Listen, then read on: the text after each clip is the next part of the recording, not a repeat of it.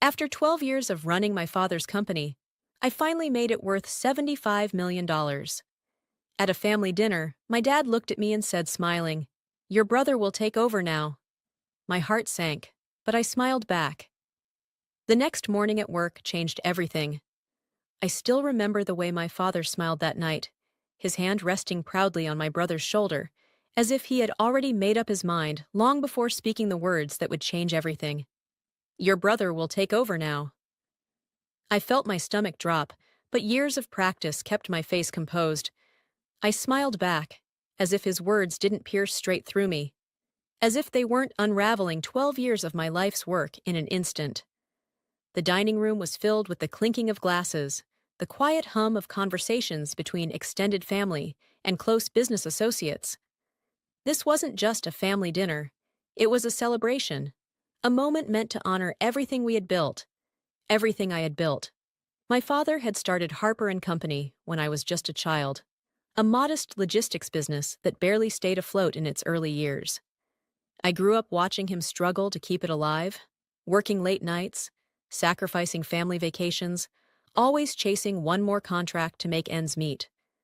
When I was 24, fresh out of business school, he finally let me step in, though I had to fight for that opportunity.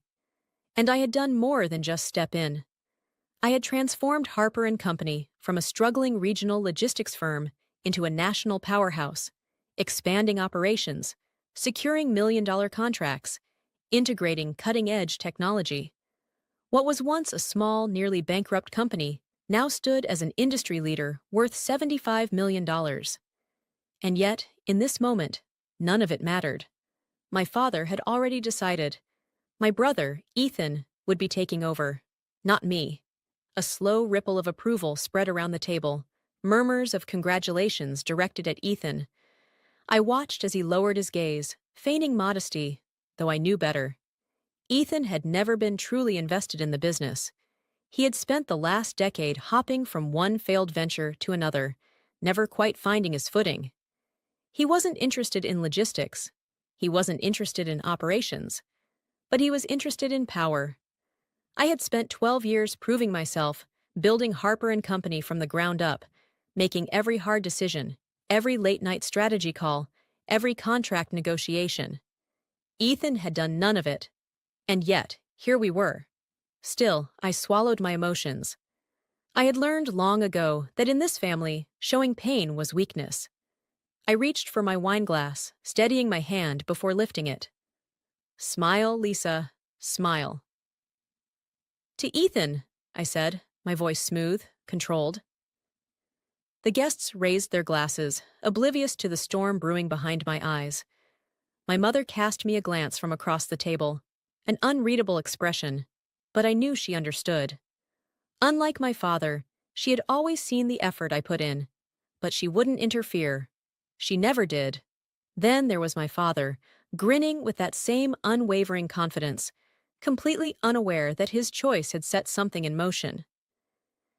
Ethan met my gaze from across the table, a smirk barely hidden at the corner of his lips. That was the moment I knew. This wasn't just my father's decision. Ethan had been waiting for this. He had positioned himself carefully, playing the role of the dutiful son who had finally found his calling. And my father, ever the traditionalist, saw no flaw in his logic. A son should inherit the empire. A daughter, well, a daughter's efforts were always considered temporary. A footnote in history, no matter how hard she fought to prove otherwise. But what they didn't realize, what neither of them had accounted for, was that I had spent 12 years not just building a company, but fortifying my position within it. And tomorrow morning, they would learn exactly what that meant. That night, I barely slept. My mind replayed every sacrifice I had made for Harper and Company. The late nights, the missed birthdays, the relationships that crumbled under the weight of my ambition. I had given everything for this company. And now, they expected me to simply step aside? They had underestimated me.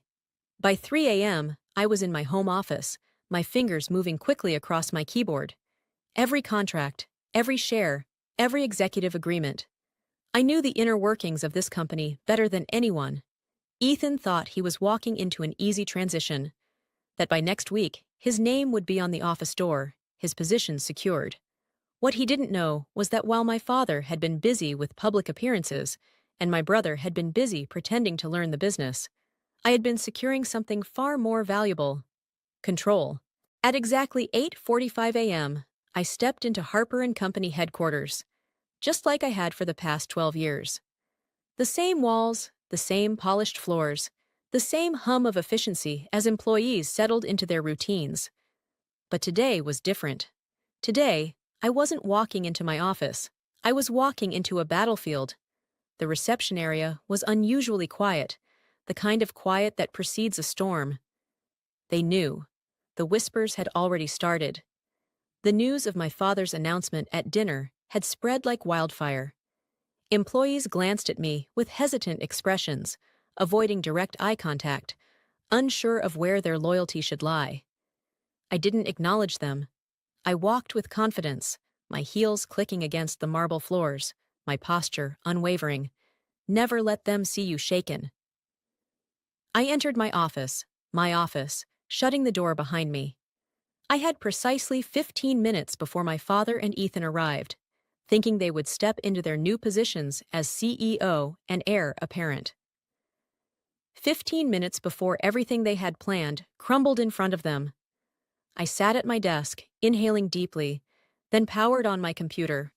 The screen illuminated with a list of confidential documents and contracts, ones they had never thought to look at, ones they had assumed didn't matter.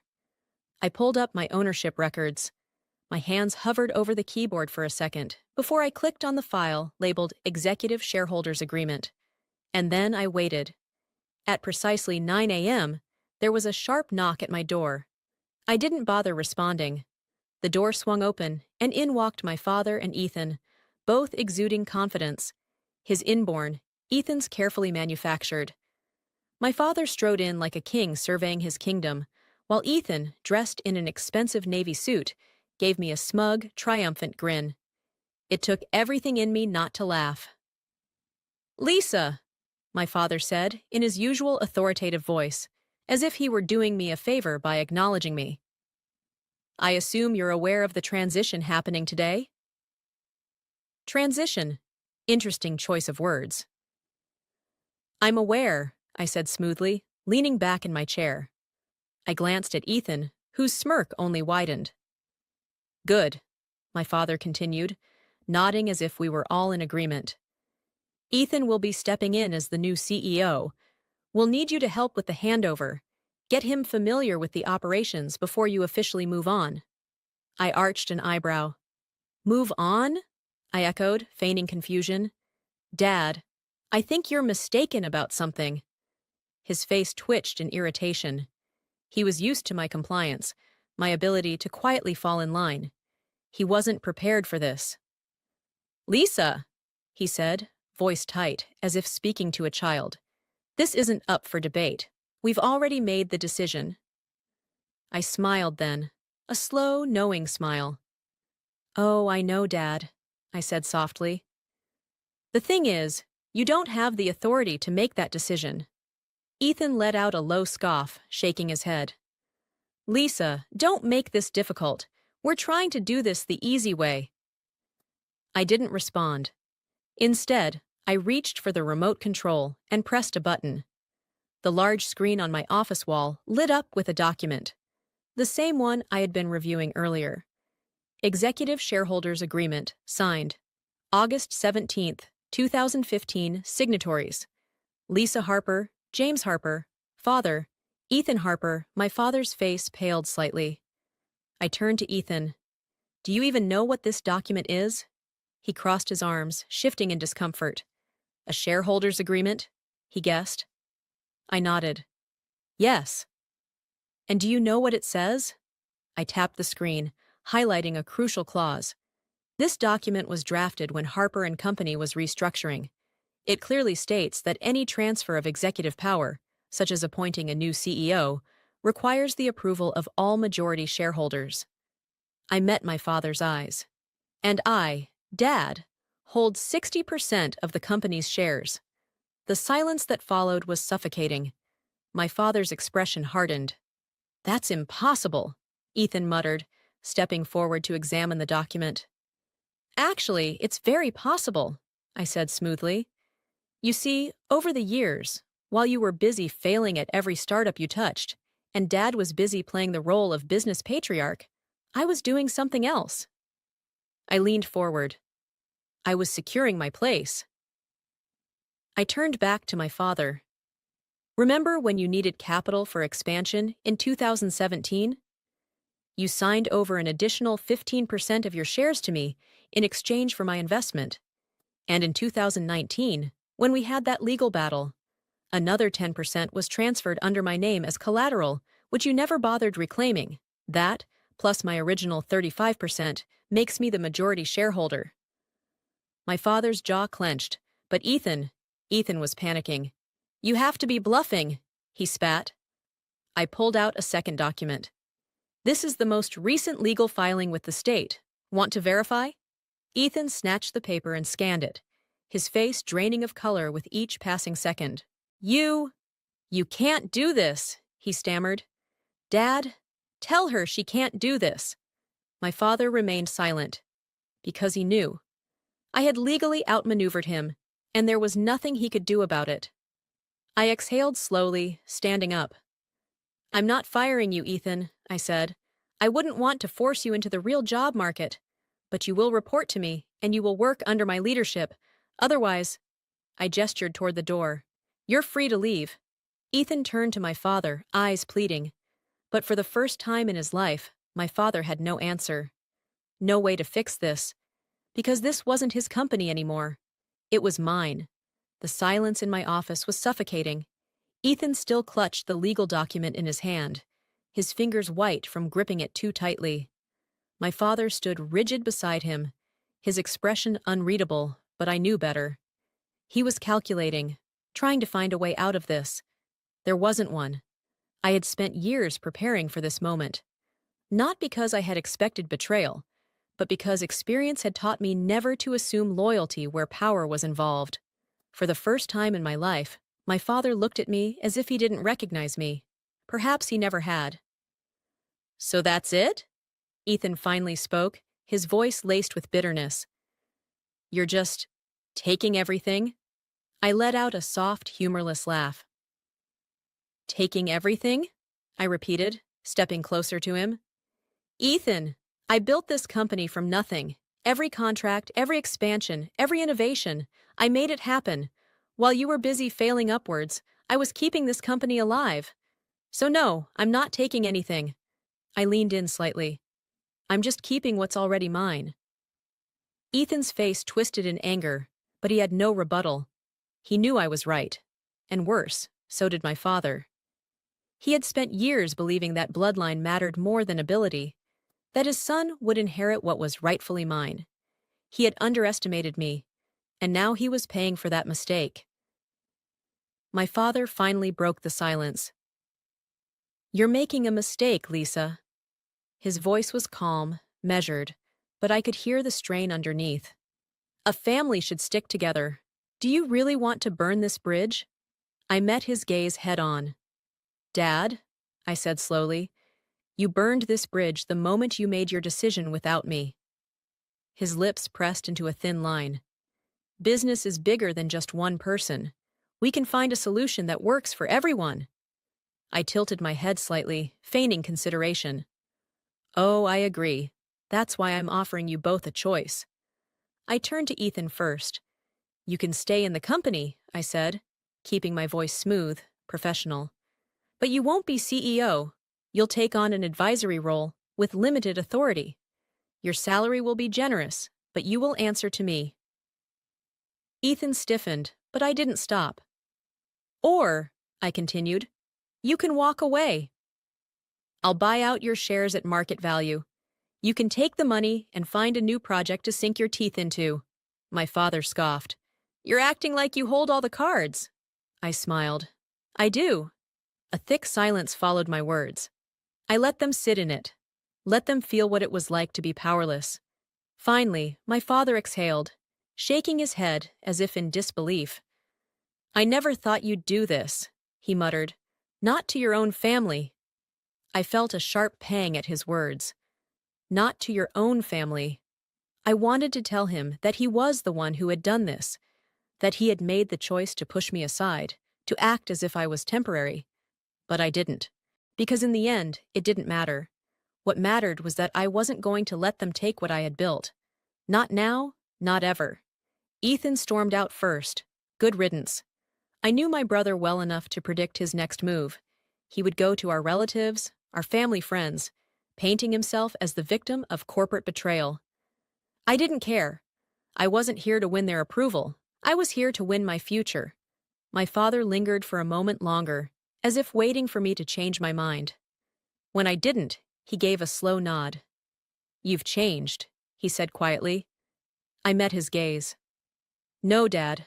I just finally stopped pretending. Then he left. I exhaled, sitting back down in my chair. I should have felt victorious. I had fought for my place and won. But as I stared at the empty doorway, I felt something else too. A quiet, lingering ache. A part of me had always wanted my father's approval. Some small, desperate part of me had thought that if I worked hard enough, if I proved myself over and over again, he would finally see me. But the truth was, he had never really looked. And now? Now he had no choice but to see me for what I really was. Not his daughter, not his temporary stand-in. The true leader of Harper and Company. I turned back to my computer, my focus shifting. I had spent 12 years building this company. Now I would spend the next 12 making it untouchable. My father and brother had tried to take everything from me, but in the end, they were the ones who lost everything. For the first time in 12 years, my office felt empty. No phone calls from my father, no passive-aggressive emails from Ethan, just silence. But silence didn't mean peace. It meant the battle had begun. I knew my father wouldn't walk away quietly. And Ethan? He would fight tooth and nail to reclaim what he thought was his birthright. I wasn't naive enough to think this was over. It had just begun. By the next morning, I could already feel the undercurrent of unease within the company. Employees who had greeted me with confidence last week now seemed hesitant, as if afraid to pick a side. A few department heads avoided eye contact. I knew what was happening. My father and Ethan were working the Whisper Network. Old family friends, board members, senior executives. They were sowing doubt, painting me as cold, ruthless, disloyal. Ethan, especially, had taken on the role of the wounded son, betrayed by his own sister. I could imagine him now, sitting in some high-end restaurant, fake sorrow in his voice, as he told our investors how I had stolen the company out from under him. And my father? He wouldn't need to say much at all. Just a heavy sigh, a shaking head, the carefully placed words, I only ever wanted the best for my children. It was calculated and dangerous, because if they managed to turn my board members and top executives against me, they could push me out of my own company, or at least make my leadership impossible. I wasn't about to let that happen. That afternoon, I called an emergency executive meeting. As I stepped into the boardroom, I felt the tension in the air. Half of the room avoided my gaze. The other half watched me too closely, waiting for me to slip. I took my seat at the head of the table. My seat. Let's not waste time, I said, my voice even. I know there have been conversations, behind closed doors, over drinks, in hushed voices. I let my eyes scan the room, pausing on each person for just long enough to make them shift uncomfortably. I also know that some of you are wondering if my leadership is sustainable. A few people tensed. No one spoke. I tapped my fingers against the polished wood table. Let's clear that up now. I pulled up a presentation on the screen behind me. Numbers, data, facts. I built this company from a struggling regional business to a $75 million industry leader. Over the last 5 years, under my leadership, we've seen a 300% increase in revenue and expanded into 6 new markets. I turned to the CFO. Paul, do we have a single financial indicator suggesting this company is in trouble under my leadership? Paul hesitated, then shook his head. Number. In fact, projections show another 20% growth in the next quarter. I nodded. So let's be honest about what's happening here. I leaned forward. My father and brother aren't upset because the company is struggling. They aren't upset because I'm failing as a leader. They're upset because they expected me to step aside and let Ethan take over, regardless of qualifications, regardless of results. The room was silent. Then I dropped the real bomb. I also know that some of you have been contacted in the last 24 hours, offered incentives to push for my resignation. I tilted my head slightly. If anyone here would like to disclose those conversations now, this is your chance. A few people shifted uncomfortably. Then, after a long pause, one of the senior executives cleared his throat. I received a call, he admitted. From your father. He said he was considering making an official appeal to the board. I nodded, unsurprised. And did he offer anything in return for your support? A pause, then a slow nod. There it is. I exhaled, standing up. My father built this company, I said. I won't discredit that, but I took it further than he ever could have, and I will not allow him to manipulate it from the outside. I let my voice drop slightly. Controlled. Dangerous. If he wants a fight, he'll get one. I gathered my papers, looking at each executive in the eye. If anyone here believes my father and brother deserve control, now is the time to make your move. Silence. No one moved. Good. I turned and walked out, my head held high. This wasn't just about keeping my company. This was about making sure they never thought they could take it from me again. That night, I made my own call. Not to a board member, not to an investor, but to the media. By morning, the business section of every major news outlet had the same headline: Power Shift at Harper & Co. Lisa Harper outmaneuvers family in boardroom battle. I had made my move. Now it was their turn. And I was waiting. The morning after my story hit the press, my inbox exploded. Emails, missed calls, messages from journalists, investors, and board members. Some were supportive, some were cautious, but most of them had one question in common. Is it true? I let them wait. I knew the game my father was playing. He had spent decades perfecting the art of public perception. He knew that reputation held weight in business. If he couldn't defeat me in the boardroom, he would undermine me in the public eye. And that was exactly what he was trying to do. By noon, the first counterattack arrived. A press release, neatly crafted, carefully worded, but filled with lies. Harper & Company has always been a family-run business. We are saddened by recent developments, but remain committed to upholding the values that built this company. Changes in leadership are inevitable, and we hope to transition smoothly as we move forward. It was subtle, but I knew what it was really saying. Lisa is reckless. Lisa is unstable. Lisa is not a team player. I wasn't surprised. I was, however, pissed. I sat in my office, watching the news as industry analysts debated my leadership. Was Lisa Harper too aggressive in her takeover? Will her lack of cooperation hurt the company in the long run? Can she recover from this PR disaster? They talked as if I wasn't watching, as if I wasn't already planning my next move. Because if my father and Ethan wanted a public war, I was going to give them one. I didn't release a statement. I didn't call a press conference. Instead, I made one phone call. To an old friend in investigative journalism. I have something for you, I said, but you'll need to move fast. An hour later, I sent over documents, emails, financial reports, internal records, evidence that Harper & Company, under my father's leadership, had engaged in questionable business practices over the years, ones I had spent the last decade quietly cleaning up. The story broke within 24 hours. Behind the scenes at Harper & Company, a legacy of hidden debts and financial cover-ups. The article was brutal. It praised my leadership for fixing the company's financial health. It criticized my father's mismanagement from the past. And most importantly, it proved that I was the only reason Harper & Company had survived. And just like that, the narrative changed. The board stopped doubting me. The investors stopped hesitating. And my father? He had nowhere to hide. 2 days later, my father finally called me. I let the phone ring 3 times before answering. "Lisa," he said, his voice tight, "we need to talk." I leaned back in my chair. "Do we?" Silence. Then, finally, a sigh. "You didn't have to do that." I let out a small laugh. "Neither did you."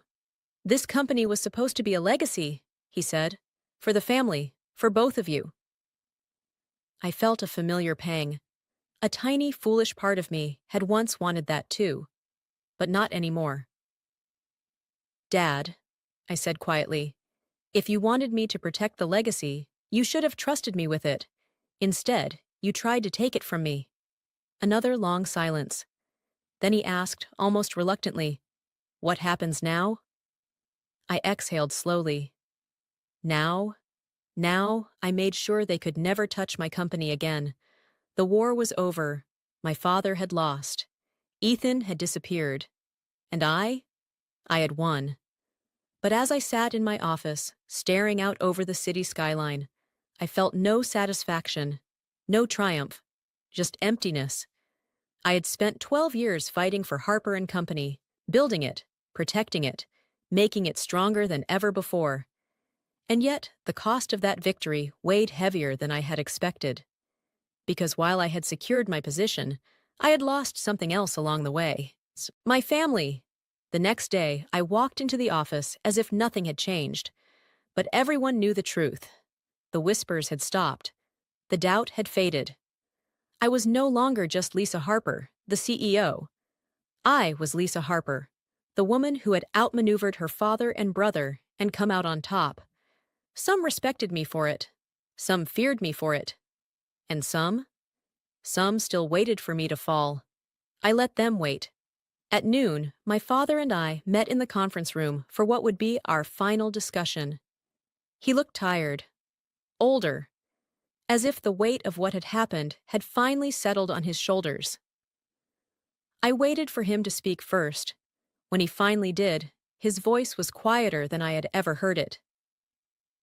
"I'm retiring," he said simply, "effective immediately." I didn't react. I had expected this. "I'll sell my remaining shares," he continued. "I'll keep a small percentage as an investor, but I won't be involved anymore."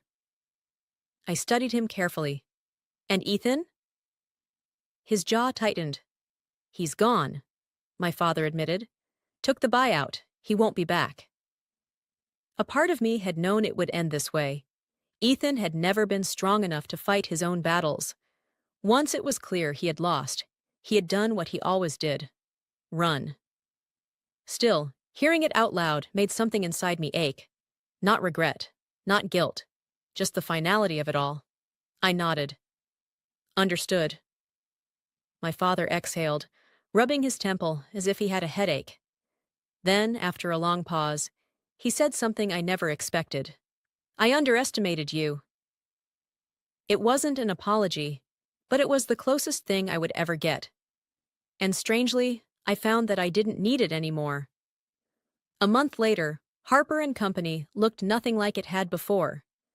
The old board members who had aligned themselves with my father and Ethan, gone. The executives who had questioned my leadership, replaced. The company had always been strong under my guidance, but now it was truly mine. And with that control came a new vision.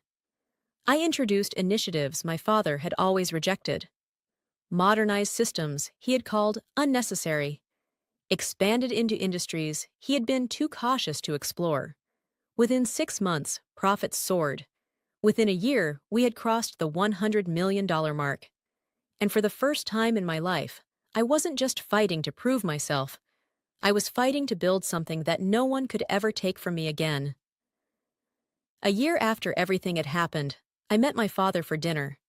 It was the first time we had spoken since his retirement. He looked different, quieter. He wasn't angry anymore, just accepting. "I read about the latest deal you closed," he said over his drink. "It was a smart move." I smirked slightly. "I know." A ghost of a smile touched his lips. There was no tension between us anymore. No war left to fight. Only the simple, undeniable truth. He had tried to push me aside, and I had proved him wrong. He lifted his glass. "To Harper and Company," he said. This time, when I clinked my glass against his, I didn't feel anger or resentment, only peace, because I had already won, and I no longer needed his approval to know it. As I sit in my office today, overlooking the city that I built my empire in, I think about the lessons this journey has taught me. That family can be your biggest enemy. That loyalty is a currency, not a guarantee. That power is never given, it's taken. But most importantly, that sometimes the best way to prove your worth is to stop seeking validation and build something so strong that they can never ignore you again. I have no regrets. Harper and Company is mine now, and I intend to make sure no one ever forgets it. I used to think that if I worked hard enough, they'd see me. Not just as the youngest in the room, not just as the only daughter, but as someone worthy of carrying on the family name. My name is Eva Lancaster, and if you've ever heard of Lancaster and Sons, the luxury home design company that once dominated the East Coast, you already know my last name. What you probably don't know is that the Sons in that title weren't just branding. It was a mission statement, a silent decree that said, "This empire is for the men." I spent most of my childhood on construction sites and in model homes, trailing behind my father and two older brothers like a shadow. While they got to hold blueprints and make decisions, I was handed clipboards and coffee. My suggestions were met with nods and patronizing smiles. I was ambitious, a word they use the same way you describe a puppy trying to climb stairs. But I never complained. I took every internship, every grunt job, every late night shift they threw my way. I read every contract, studied the market, and knew the company's financials better than the CFO did. At 23, I was the only one in the family who had an MBA. At 24, I was running entire regional projects. But titles meant nothing if no one believed you deserved them. The first time I brought up succession planning at a board meeting, a simple suggestion to begin preparing for the next generation of leadership, my father didn't even let me finish my sentence. "You're not one of us, Eva," he said, loud enough for the room to freeze. The silence was thick. I blinked. "Excuse me?" He didn't even look at me. He just kept flipping through his notes. "This business was built by men, run by men. You're talented, sure, but this isn't your lane. You don't have the instinct." My oldest brother chuckled from across the table. My mother stared at her hands. No one came to my defense. Not even my uncle, who had privately told me more than once that the company would be lucky to have me in charge someday. "You're emotional," my father added, like he was doing me a favor by explaining it. "You care too much about how people feel, not enough about how deals get done. That's not leadership, Eva. That's sentiment." I swallowed hard. That meeting was supposed to be a stepping stone. I had spent weeks preparing. My pitch included a 5-year growth projection, marketing insights, and a fully budgeted expansion plan into 3 new markets.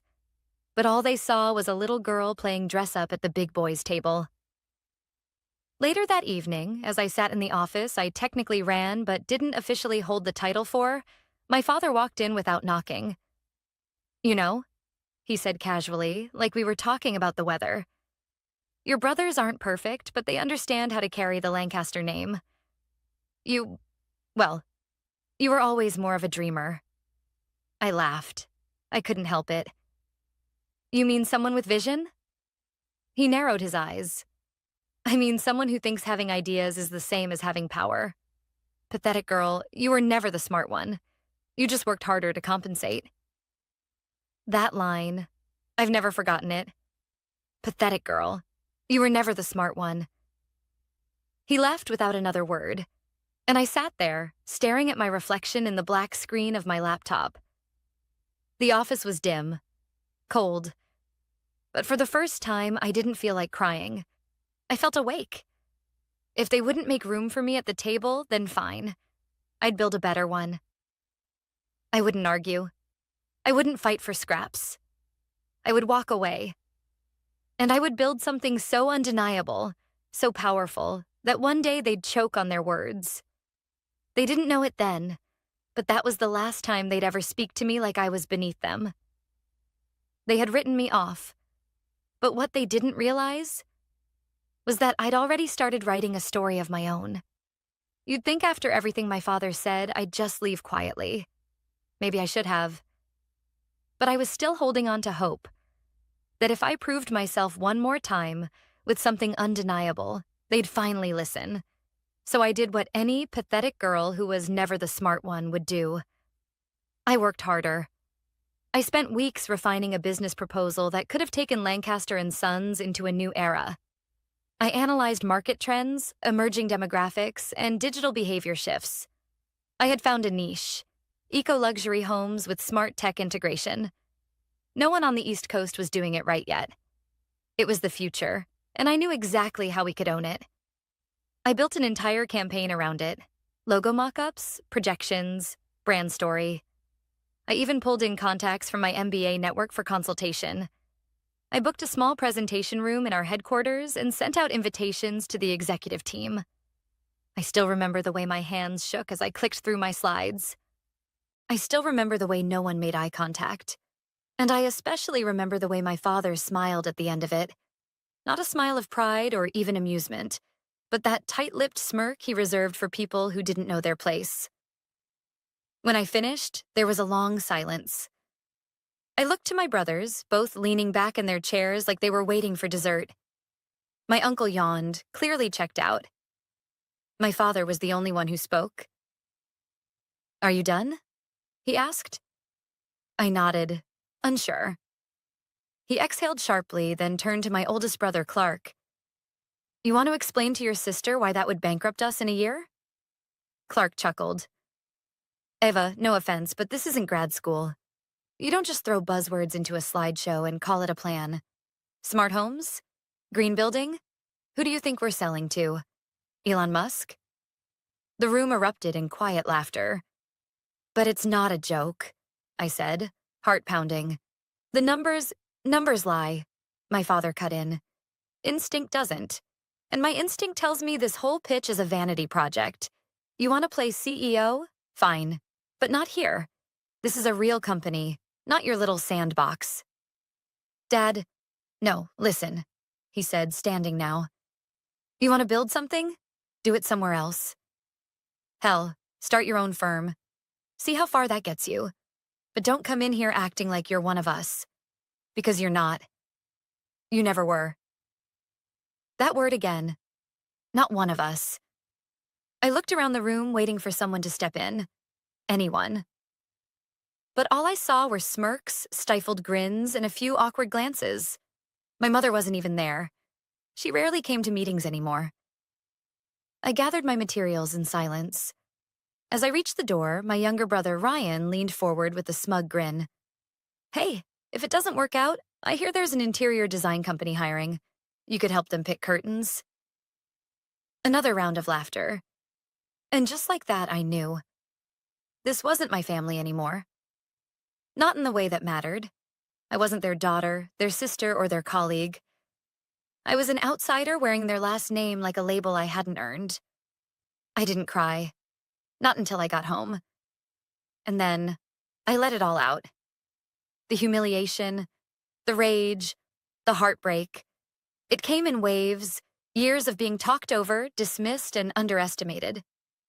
Years of being told to be grateful for the scraps they tossed my way. I wanted to scream, to burn it all down, but I didn't. Instead, I packed a suitcase. I left the next morning without telling anyone. I walked out of that legacy, that suffocating expectation of being just enough, but never too much. I walked away from the boardroom I was never truly invited into, and into the unknown. I moved to a city where no one knew my last name, where I wasn't Eva Lancaster, the black sheep of a family empire, but just Eva, a woman with a plan, a vision, and nothing left to lose. And in that tiny apartment above a bakery that smelled like cinnamon and fresh bread every morning, I sat down with my laptop and opened a blank page. No logo, no boardroom, no smirks. Just me. And the beginning of something they'd never see coming. There's something liberating about being underestimated. It gives you the gift of invisibility. And when you're invisible, no one sees you coming. In that tiny apartment with chipped paint on the windowsills and a water heater that coughed every time I showered, I built the foundation of something no one in my family would believe I was capable of. I didn't have their money, but I had something else. Clarity. No more trying to prove myself to people who had already decided who I was. No more waiting for permission. I named the company Alara Designs, a nod to a star barely visible to the naked eye, orbiting silently in the background. Quiet, unnoticed, but powerful. The early days were brutal. I burned through my savings fast. I ate a lot of instant noodles and worked until dawn most nights. I pitched my services to small contractors, boutique developers, even homeowners building custom spaces. Most of them said no, but a few said yes. And I treated those projects like they were million-dollar accounts. I started small. Custom eco-smart renovations for high-end clients who wanted sustainable luxury. It was a niche, and I knew the demand was there. I handled every detail myself. Drafting, sourcing, managing subcontractors. I wore every hat because failure wasn't an option. I didn't just want to succeed. I wanted to outperform them. And I wanted to do it on my own terms. Within a year, I had 5 full-time employees, a small studio space, and a growing client list. The business was still under the radar. Not big enough to make headlines, but buzzing in the right circles. We kept things quiet on purpose. My family had no idea I was even still in the industry. What they couldn't realize, was that Alara wasn't just a new firm. It was competition. I kept a close eye on Lancaster and Sons. It wasn't hard. They were still making the news, still bragging about outdated models and ignoring shifts in buyer demand. They were coasting on their name, like they always had. And they were blind to how fast the world around them was changing. So I got strategic. I hired a marketing expert who used to work at a major competitor. We crafted a brand image that directly appealed to the clients my father had always brushed off. Young professionals, women-led households, tech-forward families who wanted design that felt personal and smart. Our style was clean, efficient, and sustainable. Everything Lancaster and Sons was not. But I didn't stop there. We started bidding quietly on mid-level commercial projects. Some of the same contracts my father's company used to win without trying. Except now, they were losing to a no-name firm with fresh ideas and faster execution. They didn't know who we were. And I liked it that way. Behind the scenes, I started poaching some of their people. The good ones. The overlooked ones. Project managers, designers, assistants who had stories just like mine. People who were tired of being invisible. People who wanted a seat at a table that actually had room for them. And one by one, they joined me. Our little star was growing brighter. And they still hadn't looked up. There was a moment, about 18 months in, when I sat in a meeting with a high-profile client. They were considering Lancaster and Sons or us. I'd seen my father's bid. Safe. Traditional. Complacent. And then they looked at mine. "Who are you?" the client asked, scanning our proposal. "This is fresh. It's smart. It's what I didn't know I wanted until I saw it." I smiled. Just someone with a lot to prove. We got the deal. By the end of that quarter, we had outbid Lancaster and Sons on 3 major contracts, each one pulling them further out of their comfort zone. Their name didn't carry the weight it used to. Their charm was fading, and I was only just getting started. Still, I stayed quiet. Let them ignore me. Let them laugh in their boardrooms and mock the firm that kept beating them, unaware of who was behind it. Let them think I was gone. Irrelevant. Forgettable. Because by the time they finally realized who they were up against, it would already be too late. They say pride comes before the fall. But in my father's case, it was pride that built the fall, brick by arrogant brick. From the outside, Lancaster and Sons still looked like a polished empire. Big glass headquarters, shiny trucks with bold lettering, ads in glossy magazines. But inside, the foundation was starting to rot, and I could see it from a mile away. It started with a canceled contract, a resort development in Maine that they had been banking on. The client pulled out last minute, citing creative differences, but I knew the real reason. We'd offered a better vision, cleaner execution, and lower overhead. Then came the layoffs. At first, just a few junior designers, then the longtime receptionist, then a project lead I'd worked with years ago. A man so loyal he practically bled Lancaster blue. When he reached out to me looking for a role, I didn't gloat. I just sent him the contract. Welcome to Elara. The real blow came 6 months later. Lancaster and Sons lost a government contract to retrofit eco-friendly buildings, a massive multi-year deal. One they'd been sure was theirs.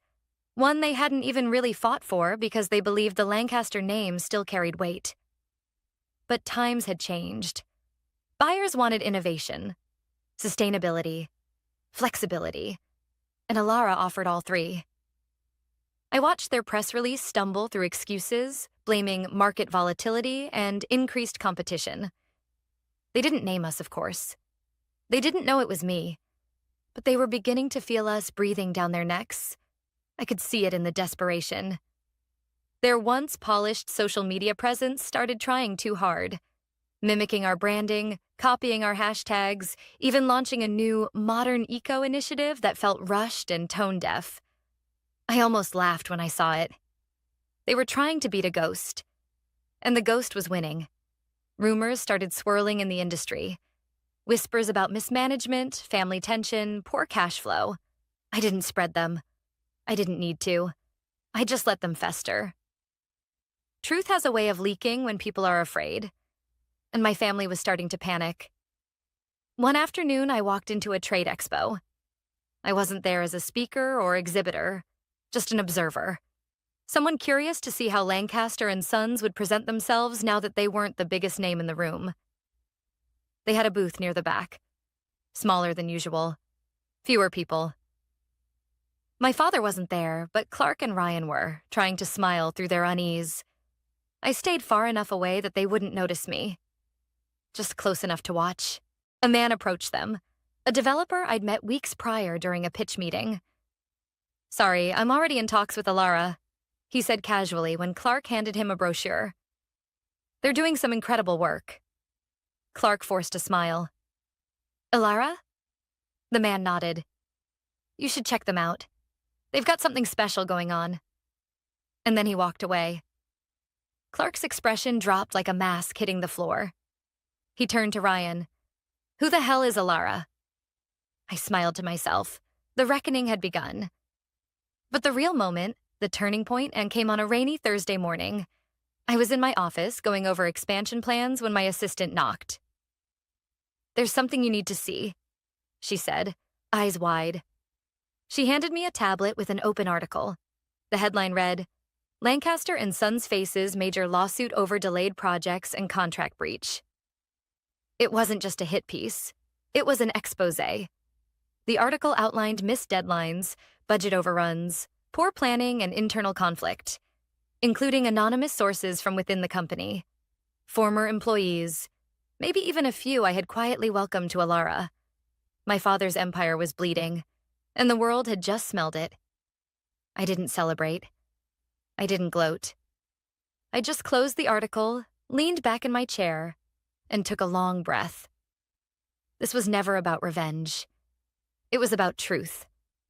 About showing them and the world that I had never been the pathetic girl, that I wasn't emotional, I wasn't naive, I wasn't a dreamer playing dress-up in their world. I was a builder. And while they were busy mocking me, I was building a future without them. But what none of them expected was that future was about to be very public, because the world was about to learn my name. And so were they. There are moments that split your life in two, before and after. For me, it happened on a quiet Monday morning over black coffee and a buzzing phone I almost didn't answer. I was in the middle of reviewing mock-ups for our latest project, a luxury green development outside of Seattle. When my assistant rushed in, her face pale and stunned. "Ava," she said breathlessly, holding out her phone. "You're trending." I blinked. "What?" She turned the screen toward me, and there it was. Eva Lancaster, youngest female CEO and the country founder of Elara Designs, revealed. My heart stopped. It wasn't just a business article. It was everywhere. CNN, Forbes, Business Insider. Even the morning news shows had picked it up. One headline stood out among the rest. The Ghost founder, Elara CEO, revealed to be heiress of Lancaster and Sons, the company she quietly outmaneuvered. I didn't even have to read the article. I already knew the story they were telling. A girl exiled from her family business, mocked for her ambition, only to return with an empire of her own. There were quotes from old colleagues, clips from my keynote at a private tech conference, photos of me in front of Elara's newest HQ, sleek, glassy, minimalist. Everything Lancaster and Sons wasn't. And then came the cherry on top. A side-by-side comparison of their latest losses and our recent wins. It wasn't subtle. The media had drawn the battle lines for us. My phone started ringing. Emails poured in. Journalists, investors, congratulations from people I hadn't spoken to in years. But the message that hit me hardest wasn't from any of them. It was from my mother. One sentence. "Your father saw the news. He hasn't spoken in an hour." I stared at the screen. Not out of guilt. Not even satisfaction. Just silence. For years, he had insisted I wasn't one of them.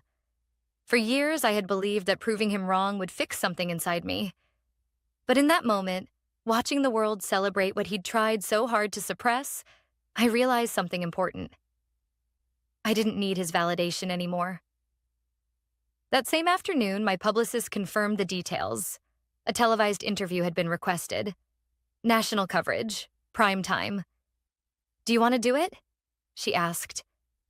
I hesitated. I hadn't built Elara for the spotlight. I'd built it for freedom. But maybe it was time to take the mic. I nodded. "Let's do it." The interview aired 3 days later. I wore a deep navy suit. Elegant, understated. No flashy logos, no revenge speeches. Just presence. The host opened with the story of my mysterious rise.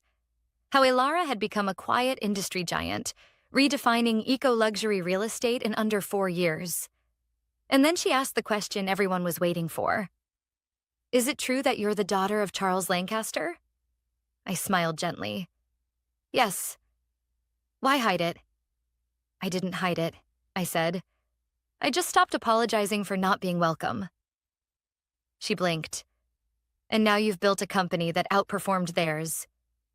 "It's not about outperforming," I replied, though we both knew it was. "It's about building something that reflects who I am, and giving others a place to do the same." The interview ended with a standing ovation from the live audience. That night, Elara's website crashed from the traffic. We received over 300 partnership inquiries. Our stock jumped 12% in 24 hours, and investors began whispering about a global expansion. But while the world celebrated my name, I knew there was one place where silence reigned. The Lancaster family group chat. Still active, but eerily quiet. No snide comments, no dismissive emojis, just silence. Until one message finally appeared from my brother Clark. "You used us." I didn't reply. Not then. What could I say? They had used my silence to pretend I didn't exist. And now the world knew better. The announcement had changed everything. Not because it gave me power, but because it forced them to see what they had spent a lifetime ignoring. Me, Eva Lancaster. The one they said would never lead, never succeed, never be more than a dreamer. And now I was the youngest female CEO in the country. But I still had one final step left, one final chapter. And it would begin at the family reunion. The invitation arrived like nothing had changed. A crisp ivory envelope with embossed lettering, Lancaster Family Annual Reunion, Saturday at 4 p.m., hosted at the estate, No personal note, no apology. Just tradition. I stared at it for a while, letting the irony settle. 4 years ago, they laughed me out of boardrooms, told me I didn't belong, called me pathetic. Now, they were inviting me back into the house I grew up in. The house that, in every way, had made it clear I was a guest, not a legacy. I hadn't set foot there since the day I left. But this year, I accepted. Not for them. For me. That Saturday, I pulled up to the estate gates in a sleek black Rolls-Royce. The ghost model. The name alone made me smile. Fitting, really, for the girl they had once erased. The guard recognized me immediately, eyes wide as he lifted the barrier. The long driveway was lined with luxury cars, BMWs, Audis, a classic Bentley or two. But mine was the only Rolls. I stepped out slowly, in a tailored ivory suit. No logos, no dramatic flair. Just quiet elegance. And the kind of presence that makes a room pause without needing to raise its voice. As I approached the entrance, the murmurs began. Heads turned, conversations hushed. They all saw me, finally saw me, but no one seemed to know what to say. I walked into the foyer like I belonged there, because I did, whether they liked it or not. My mother was the first to greet me. Her eyes softened, and for a second I saw something that almost looked like regret. "You look incredible," she whispered. "Thank you," I said, then leaned in. "Let's not pretend anything." She gave a small, sad smile. Fair enough. Inside, the party buzzed on. Cousins, uncles, old family friends. My brother stood near the fireplace, frozen mid-conversation when they spotted me. Clark's jaw tensed. Ryan's eyes flicked to my wrist, then the car keys in my hand. I didn't stop to greet them. I headed straight for the back patio where my father stood alone, gazing out over the lawn like a king surveying the ruins of his kingdom. He turned when he heard my heels on the stone. And for the first time in my life, Charles Lancaster looked small. We stood in silence for a moment. "You came," he finally said, his voice quieter than I remembered. "I did." He studied me. "You've made quite a name for yourself." I said nothing. He looked away, his voice strained. "Ava, I may have been wrong." That almost made me laugh. May have been? But I didn't come for apologies. I came for closure. He turned back toward me. "The company's struggling. Your brother's—" He stopped himself. "We could use your help." I met his eyes. Calm. Steady. Not angry anymore, just clear. "You said I was never the smart one," I replied softly. "Just a pathetic girl with ideas and no power." He didn't deny it. "Now," I said, gesturing vaguely toward the house, the party, the dying empire, "you want my help." His lips parted, but I cut him off. "I'm not here to rescue you, Dad. I built something without you. While you were mocking me, I was creating. While you were dismissing me, I was becoming everything you said I couldn't be." He looked at me like he didn't recognize the person standing in front of him. Good. I turned to leave. But before I did, I glanced over my shoulder. "You were right about one thing," I said. "I'm not like you, and thank God for that." As I walked back through the house, people parted like water around me. Whispers, stolen glances, a few forced smiles. But I didn't need their admiration. I wasn't there to prove anything anymore. I had already won. Outside, the Rolls-Royce gleamed under the late afternoon sun. I slid into the driver's seat, started the engine, and looked back once. Not at the house, but at the little girl I used to be. The one who tried so hard to be seen. And I smiled, because she wasn't trying anymore. She was leading. And from that day on, the world would never forget her name. Ava Lancaster. Not the black sheep. Not the afterthought. Not the pathetic girl. Just the woman who rewrote the rules and made sure no one like her would ever be forgotten again.